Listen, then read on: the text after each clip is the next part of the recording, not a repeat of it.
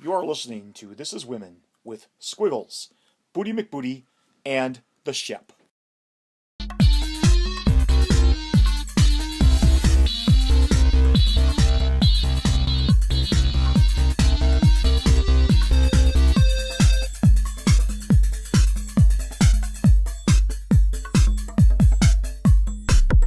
Hey, this is Woman here. You're listening to Squiggles, Booty McBooty, and the Shep, and we've got 3 great topics to talk to you about today. So I know the congressmen are getting a lot of bad rep from the government shutdown and, the whole clash of heads of the two parties, but here's some good news about a specific California congressman. He helped resuscitate a man who had passed out on an American Airlines flight to Dallas-Fort Worth one morning. This particular man was Raul Ruiz. He was on the plane and the man lost consciousness about 30 minutes into the flight. Unfortunately, the airline could not confirm the status of the passenger, so we don't know if he's all right or not. Representative Pete Gallego tweeted that the passenger was stabilized, so it sounds like he's okay. This is a great article, and I don't see why it's not on the front page news for every newspaper. I have one thing to say.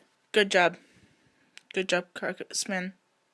Good job. We're paying these guys a ton of money. If they're going to go save lives, I say, you know what? You earned your paycheck. You earned it!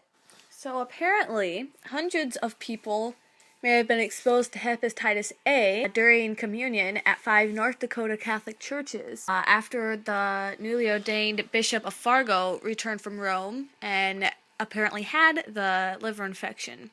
The warning was gone out to anybody who may have received communion, which included a school mass at Fargo Church on the September 27th, a priest convention, a noon service at the Cathedral of St. Mary, and 2 regular daytime masses.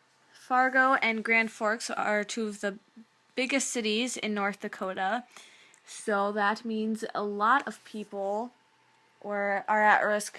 Immunization program manager for the state health department said that the risk of people getting hepatitis A in the situation is low, but the Department of Health felt it was important for people to know about the possible exposure.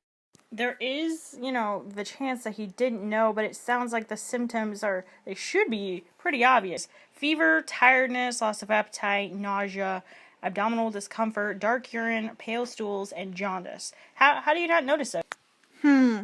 Well, maybe he just wasn't, really paying attention to it. Apparently, the bishop contracted hepatitis A through some contaminated food when he was at a conference for newly ordained bishops in Rome. I hope that the other bishops did not get that as well and that their areas are not experiencing any difficulties.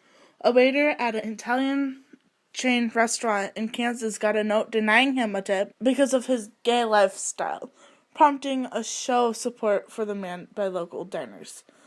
The note said, "Thank you for your service. It was excellent. That being said, we cannot, in good conscience, tip you for your homosexual lifestyle in front to God. May God have mercy on you." That is really upsetting to me because I worked hard. I served you. If you're going to have issues with me, maybe you should have sent something to the manager. Most waiters end up living on tips most of the time during the week. I don't see why somebody's sexual orientation should matter when it comes to a tip. If they did good and they served you well, then they deserve that. They worked for that tip. Now, if they were a crappy waiter, I can understand that maybe. But when you start bringing your religious beliefs into something simple like a nice meal, that's when you're, getting a little bit too... I don't know what I'm trying to say here. That just seems completely off the charts to me. So you went to dinner. You were served by a man. The man brought you your drinks. He brought you your food. Did his gayness affect you? Did it hurt you in any way, shape, or form? Did it make you feel uncomfortable? I highly doubt that the answer to any of those questions were yes. And because of that, he should have been treated just the same as anybody else. He is a person, just the same as anybody else. Who he chooses to have a particular romantic fondness for, should have no effect on you and how his service was to you. The waiter also did not want to publicize the incident because of the restaurant.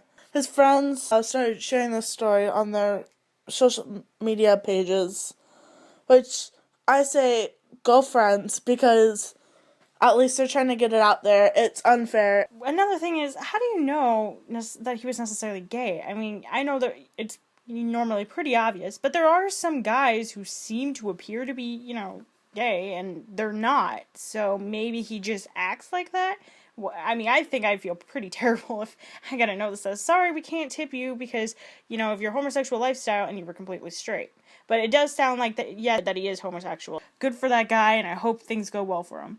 A local pastor went and sat in the server section, and the pastor was appalled by the note. God made us in his image, and, if he made this man to be a homosexual, then that's how he wants him to be. I don't see how that should affect anything. I just think that every person is a person, and who they like should have no effect on you. I think it's not wrong for a man to love a man or for a man to love a woman. Who he is attracted to should not affect the way he served you that night. As they said, his service was great, and they enjoyed it. And they should have tipped him the same that they would have tipped anybody else. Alright, so that's all for today for This Is Women. This is the Shep, Squiggles! And Booty McBooty saying we'll see ya on our next show.